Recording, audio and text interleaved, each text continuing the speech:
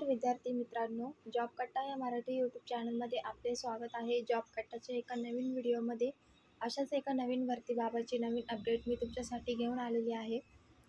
Railway संरक्षण दल अंतर्गत उपनिरीक्षक आणि कॉन्स्टेबल पदाची जाहिरात प्रसिद्ध करण्यात आलेली आहे।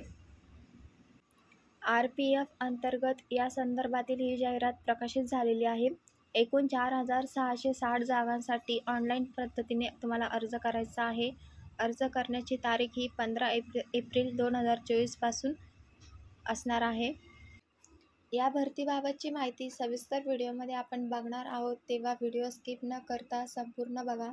आपल्या जॉब कट्टा या चॅनलवरती जर तुम्ही नवीन असाल तर जॉब कट्टा चॅनलला सबस्क्राईब करून बाजूचे नोटिफिकेशन बेल ऑन करायला विसरू नका। अशाच नोकरी संदर्भातील नवीन व्हिडिओ रोज बघण्यासाठी चला तर मग कुठलाही वेळ वाया न घालवता आजच्या भरतीबाबतच्या व्हिडिओला सुरुवात करूया। यामध्ये भरली जाणारी पद आहे उपनिरीक्षक आणि कॉन्स्टेबल या पदांसाठी भरती होत आहे।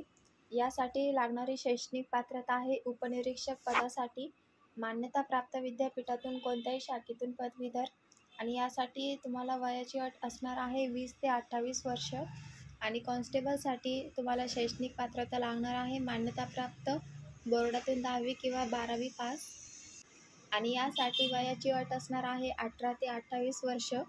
ऑनलाईन पद्धतीने अर्ज करायचा आहे। अर्ज करण्यासाठी फीस असणार आहे 500 रुपये।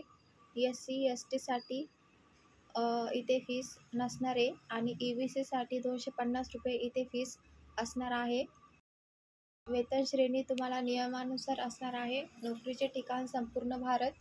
अर्ज करण्याची सुरुवात ही 15 एप्रिल 2024 पासून सुरू होणार आहे। अशा प्रकारे 4660 रिक्त पदांसाठी रेल्वे संरक्षण दल अंतर्गत उपनिरीक्षक आणि कॉन्स्टेबल या पदांसाठी सर्व माहिती आपण ह्या व्हिडिओमध्ये बघितलेली आहे।